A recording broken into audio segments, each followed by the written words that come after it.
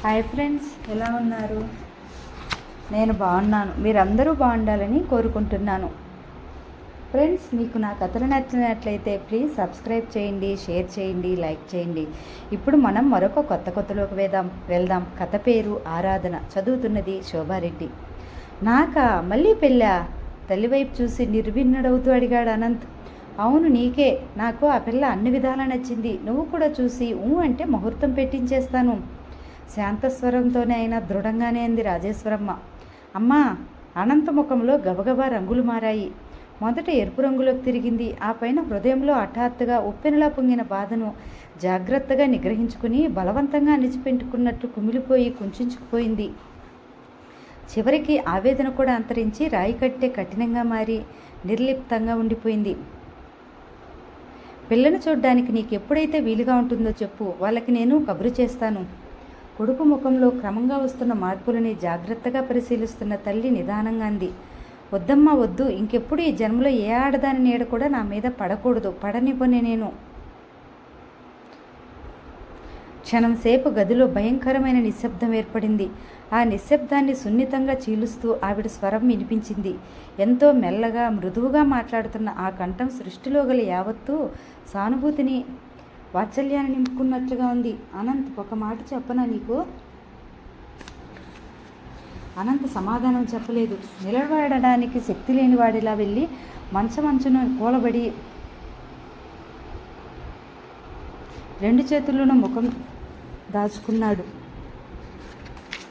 చూడు అనంత్, మనిషి ఏదైనా పొరపాటు చేసినప్పుడు ఏనాటికైనా అది పొరపాటు అని తెలుసుకోవటం, పశ్చాత్తాపంపడం ఈ రెండూ అవసరమే. కాదనటం లేదు. కానీ తెలివి తక్కువతనం వలనో మూర్ఖత్వం వలనో ఒకసారి చేజారిపోయిన దానికి జీవితాంతం ఎవరికి వారే చిత్రహింస చేసుకుంటూ కూర్చోవటం న్యాయం కాదు. నీ దురదృష్టమో, జరిగిందేదో జరిగిపోయింది. 3 పదులైనా నిండని నువ్వు ఇలా సర్వం త్యజించి అన్ని కోరికలకు దూరమై సరదాలని చంపుకుని విరక్తిగా సన్యాసిలా బ్రతుకుతూ ఉంటే చూసి భరించటం నా వల్ల కావటం లేదురా. నేను ఎంత కుమిలిపోతున్నానో, నా మనసు ఎంతగా క్షోభిస్తుందో నువ్వు బొత్తిగా గ్రహించలేదురా. అమ్మా! ఆక్రోశంలో వచ్చింది పిలుపు. ఆ రోజే నేను చెప్పిన మాట కాస్త నువ్వు ఆలోచించి ఉంటే, ఎందుకు చెప్తున్నానో ఏమాత్రమైనా అర్థం చేసుకోగలిగి ఉంటే ఈనాడు ఇద్దరం ఇంత బాధకు గురి అయ్యే వాళ్ళం కాదు. వియ్యమైనా కయ్యమైనా సమాన పాయిలో ఉండాలిరా బాబు అంటే ఆ వేడిలో నీకు అంతుబట్టనే లేదు. ఇదంతా అసలు నాదే తప్పు. ఆనాడే నేను కాస్త కఠినత్వం వహించి నిన్ను శాసించి ఉంటే ఎంతైనా బాగుండేది. నీ బాగు నువ్వు చూసుకోగలవులే అనుకున్నానే తప్ప ఎంత దూరం ఆలోచించలేదు. ఈ పొరపాటుకు బాధ్యురాలని నేనే. దీనిని సరిదిద్దాల్సిన బాధ్యత కూడా నా మీదే ఉంది. అందుకే ఈసారి నేను ఎన్నిక చేసిన పిల్లని చేసుకుని చూడమంటున్నాను. అనంత ముఖం అతని అరచేతుల్లో అశాంతంగా అటు ఇటు కదిలింది. చివరికి తలెత్తి తల్లివైపు చూశాడు. చిన్నపిల్లవాడిలా అన్నాడు. అమ్మా, చిన్నప్పటి నుండి నేను ఎన్నో పొరపాట్లు చేస్తూ నీకు కష్టం కలిగిస్తూనే వచ్చాను. స్కూలుకు వెళ్ళమని పంపిస్తే ఎగ్గొట్టి సినిమాలకు వెళ్ళేవాడిని. హోటాట్లో జోక్యం కలిగించుకోవద్దని నువ్వు ఎన్నిసార్లు హెచ్చరించి పంపినా బయటకు వెళ్ళగానే అన్ని తగవుల్లో నేనే తలదూర్చేవాడిని. పుస్తకాలు కొనుక్కోమని డబ్బు ఇస్తే అది ఎవరికో దానం చేసి స్నేహితుల పుస్తకాల మీద ఆధారపడిన రోజులు ఉన్నాయి. నువ్వు నన్ను డాక్టర్ చేయాలని కన్న కలలు నాకు తెలిసి కూడా నేను ఇంజనీర్ని అయ్యాను. ఇవన్నీ నీకు కష్టం కలిగించినా సహించి ఇవన్నీ నీకు ఎప్పటికప్పుడు నన్ను క్షమిస్తూనే వచ్చావు. పెద్దయిన తర్వాత నీకు బాధ అనిపిస్తుందేమో అన్న ఊహ అయినా లేకుండా చేసి నీ తప్పుని క్షమించమ్మా. ఇంకెప్పుడు నీ అనుమతి లేకుండా ఏదీ చేయను. అనంత్, నీ చిన్ననాటి విషయాలు ఉదాహరణకి తీసుకురాకురా. అప్పుడు నువ్వు ఏం చేసినా అవి నీ చదువుకు ఆటంకం తీసుకురాలేదు. నువ్వు ఎన్ని సినిమాలు చూసినా, స్ట్రైకుల్లో తలదూర్చినా ఒక్కనాడు కూడా నువ్వు పరీక్ష ఫెయిల్ కాలేదు. నేను కోరిన ఫలితాన్ని నేను ఊహించిన దానికంటే ఉన్నతంగానే నాకు అందించావు. వాటికి దీనికి పోలిక లేదు. నన్నేం చేయమంటావో చెప్పమ్మా. నువ్వు మళ్ళీ పెళ్లి చేసుకో. జరిగిందంతా మర్చిపోవడం అంత తేలిగ్గా అనిపించడం లేదమ్మా. గతాన్ని గబ్బిలంలో పట్టుకుని వేలాడుతూ కూర్చుంటే కలిగే ప్రయోజనం ఏమైనా ఉందంటావా? ప్రయత్నించి చూస్తే సాధ్యం కానిదంటూ ఏదీ లేదన్న సంగతి నీకు తెలియదా? అనంత్ సమాధానం చెప్పలేదు. ఎంతసేపైనా దించిన తల ఎత్తలేదు. రాజేశ్వరమ్మ ప్రాణం చిక్కబట్టుకుని కొడుకు నోటి నుండి రాబోయే సమాధానం కోసం ఎదురుచూస్తుంది. క్షణాలు గడిచినాయి, నిమిషాలు దొరికినాయి. చివరికి తనే అడిగింది, ఏమంటావు? ఏం చెప్పనమ్మా, నువ్వు నా బలహీనతను ఇంకేదైనాను. భార్యగా మరో స్త్రీని నేను జీవితంలో ఆహ్వానించలేను. ఆ ఆలోచనే భరించలేను. రాజేశ్వరమ్మ సమాధానంగా వెంటనే ఏమీ చెప్పలేదు. తర్వాత నిదానంగా అంది, చూడు అనంత్, నా మాట ఒకటి శ్రద్ధగా విను, బాగా ఆలోచించు. నీకు భార్య అవసరం లేకపోవచ్చు, కానీ అభం శుభం తెలియని నీ ఇద్దరి పిల్లలకి తల్లి కావాలనే విషయం మర్చిపోకు. నా తర్వాత ఈ ఇంటికి బాధ్యత వహించగల ఇల్లాలు కావాలి. నీ మంచి చెడులు చూసేందుకు కూడా ఓ మనిషి చాలా అవసరం అన్న సంగతి మర్చిపోకు. కాదనడం లేదమ్మా, కానీ అవసరాలు తీర్చేందుకు నేను మనిషి మెల్లోనూ తాళి కట్టనవసరం లేదు. డబ్బు పడేస్తే ఏ మనిషి అయినా ఆ పనులు నెరవేర్చగలరు. పని మనిషా? ఆ రోజుల్లోనా? ఏనాడైనా ఇంట్లో ఏమైందో నువ్వు ఏ కాస్తైనా పట్టించుకుని ఉంటే పని మనుషుల గురించి ఇంత దిలాసాగా మాట్లాడి ఉండేవాడివి కావు. వాళ్ళ సంగతి నీకేం తెలుసులే. పని మనుషులు అనగానే వాళ్ళ మీద అహర్నిశకులు అజమాయిషీ చేసేందుకు మరో వ్యక్తి కావాలి. లేకపోతే అంతకంటే తలనొప్పి ఇంకేదీ ఉండదు. నువ్వున్నావుగా అమ్మా, ఎల్లకాలం నేను ఉంటానంట్రా. అనంతముఖం అప్రియమైన సంగతి విన్నట్లు బాధతో కుంచుకుపోయింది. అలా అనకమ్మా నువ్వు అన్నాడు.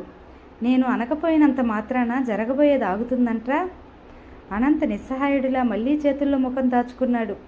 రాజేశ్వరమ్మ కొడుకు దగ్గరగా వచ్చింది. ఆవిడ కంఠం స్థిరంగా దృఢనిశ్చయం తెలియజేస్తూ పలికింది, అనంత్, ఇంతవరకు బలవంతంగా నీ చేత నేను ఏ చిన్న పని చేయించినట్లు జ్ఞాపకం లేదు. ఈ ఒక్క సంగతి నేను చెప్పినట్టుగును. ముందు వెనకలు ఆలోచించుకో. నీ మనసులో బాధను కూడా లక్ష్య పెట్టుకో. కేవలం అమ్మ కోసం, పిల్లల కోసం ఈ పని చేస్తున్నాననే ఒక్క విషయం జ్ఞాపకం పెట్టుకుని మిగతావన్నీ మర్చిపో. నేను మరో 4-5 సంవత్సరాలు బ్రతకాలని నిజంగా నీకుంటే నాకెంతో మనశ్శాంతి కలిగించే పనికి వెంటనే ఒప్పుకో. అమ్మా, నిజంగానే చెప్తున్నాను. ఈ పెళ్లి విషయంలో నీ ఇష్టాలతో పని లేదు. నువ్వు పిల్లని చూడడానికి టైం లేదంటూ కప్పదాట్లు వేస్తే నేను ముహూర్తం పెట్టించేస్తాను. ఆ తర్వాత చెప్పలేదనే నిష్ఠూరం మాత్రం నా మీద వేయకు. అమ్మా, అనంత్ చుటుక్కున తలెత్తి అడ్డు తగిలాడు. అతడు ఆవేశంగా చూశాడు. చెప్పు, ఏమిటి నీ సందేహం? అమ్మా, మనం మనుషులు మా తీరని వెతలతో కుమిలిపోతున్నాం. సంసారమా రుణభారంతో కుంగిపోయి ఉంది. పైపచ్చు భరించశక్యంగానే మరో బాధ్యతగా 2 పిల్లలున్నారు. ఏ ఆడపిల్ల కోరి ఇంట్లో అడుగు పెడుతుందమ్మా? ఒకవేళ పరిస్థితుల ప్రాబల్యం వల్లనైనా ఏ వ్యక్తుల ఒత్తిడికో తట్టుకోలేక బలవంతంగా వచ్చినా తర్వాత రాను రాను ఈ ఇంటి పట్ల విసుగు చెందదా? కొత్త కాపురం అనగానే కమ్మటి కలలతో ఏవేవో ఊహించుకుంటూ వచ్చిన వ్యక్తి కళ్ళలు కావటంతో భరించలేక నిరాశ నిస్పృహలతో మరో నరకం సృష్టిస్తే? అనంత ఆయాసంతో క్షణం సేపు ఆగి, నేను కూడా ముందే చెప్తున్నాను, అది భరించే శక్తి నాలో ఏమాత్రం లేదు అన్నాడు. రాజేశ్వరమ్మ అతని మనసులో గల భయాందోళనలు సరిగ్గా గ్రహించినట్టుగా కొడుకు తల మీద చేయి వేసి నిమిరింది. ఎంతో ఆప్యాయత నిండిన ఆవిడ స్పర్శ అతన్ని సేద తీరుస్తున్నట్లుగా, ఎండచేత బీటలు వారినట్లున్న అతని హృదయంలో పన్నీటి జల్లు కురిపిస్తున్నట్లుగా ఉంది. చెమర్చిన కళ్ళతో మెల్లగా అంది ఆవిడ, నేను ఆ మాత్రం ఊహించలేని మూర్ఖురాలు అనుకుంటున్నావురా అనంత్? ఇదేనా నువ్వు మీ అమ్మను అర్థం చేసుకున్నది? ఈ ఇంటికి రాధస్థానంలో రాబోయే వ్యక్తి ఎలా ఉండాలో నీకంటే 1000 రెట్లు నేను ముందే ఆలోచించాను. నీకు ఆ భయం ఏమీ వద్దు. అన్నపూర్ణ చాలా మంచిది. ఎంతో అనకువ, వినయ విధేయతలు గల పిల్ల. ముఖ్యంగా జీవితం పట్ల ఎలాంటి ఆశలు కానీ కోరికలు కానీ లేని జీవి. పెళ్ళై శాశ్వతంగా తనకు నీడంటూ దొరికితే అదే స్వర్గమని భావించే నిస్సహాయురాలు. కారణం ఏమిటంటావా? కారణం ఏమిటంటే ఆ అమ్మాయి మొగది. మాటలు రావు. నిశ్శబ్దంగా మౌనంగా నీ జీవితంలో అంతర్వాహినిలా కలిసిపోగల పిల్లనే చూశాను నేను. అనంత్ దిగ్గున తలెత్తి దిగ్భ్రాంతితో తల్లివైపు చూశాడు. ఆవిడి కళ్ళు ఆపేక్షతో చిరునవ్వు నవ్వాయి. ఆ నవ్వులో ఎన్నో అర్థాలు గోచరించాయి అతనికి. పల్లెటూరులో జీర్ణమై శిథిలం కావటానికి సిద్ధంగా ఉన్న ఓ పాత ఇంటి ముందు పచ్చి కొబ్బరి ఆకులతో చిన్న పందిరి వేసి ఉంది. ఆ పందిరి మధ్య ఇంకా ప్రజ్వరిల్లుతున్న హోమం, అక్కడక్కడా పడి ఉన్న అక్షింతలు, పసుపు కుంకుమ అవన్నీ కలిసి కొద్దిసేపటి క్రితమే అక్కడ వివాహం జరిగినట్టు తెలియజేస్తున్నాయి. సన్నాయి వాయించిన వాళ్ళు తమ పని ముగిసినట్లు సామానులు సర్దుకుంటున్నారు. పందిట్లో పెళ్లివారికి భోజనాలకు ఏర్పాటు చూస్తున్న పెళ్లి పెద్ద, మీరు కూడా భోజనం చేసుకోండి అని సన్నాయి వాళ్ళకి హెచ్చరిక చేశాడు. ఇరుపక్కల వారు లేమితో ఉండటం చేత పెళ్లి క్లుప్తంగా నిరాడంబరంగా జరిగిపోయింది. పెళ్ళికొడుకు పెళ్లి తతంకం జరుగుతున్నంతసేపు ముభావంగా చికాకుగా ఉండటం వల్ల ఎవరూ సరదాలకు కానీ సరసాలకు కానీ సాహసించలేకపోయారు. చాలా చిన్న పల్లెటూరు అది. పెళ్లికూతురైన అన్నపూర్ణని ఆ ఊళ్ళో ఎరగని వారంటూ ఎవరూ లేరు. అందరూ ఏదో విధంగా ఎప్పుడో ఒకప్పుడు ఆ అమ్మాయి చేత సేవలు చేయించుకున్న వాళ్ళే. ఎవరికి ఏ అవసరం వచ్చినా మన పూర్ణ ఉందిగా, కబురు చేస్తే సరే అనుకునేవాళ్ళు. ఒక విధంగా చెప్పాలంటే చిన్నప్పుడే తల్లిని తండ్రిని పోగొట్టుకుని పినతల్లి అన్నన జీవితం గడపడానికి వచ్చిన అన్నపూర్ణ ఆ ఊరికి పబ్లిక్ ప్రాపర్టీ అయిపోయింది.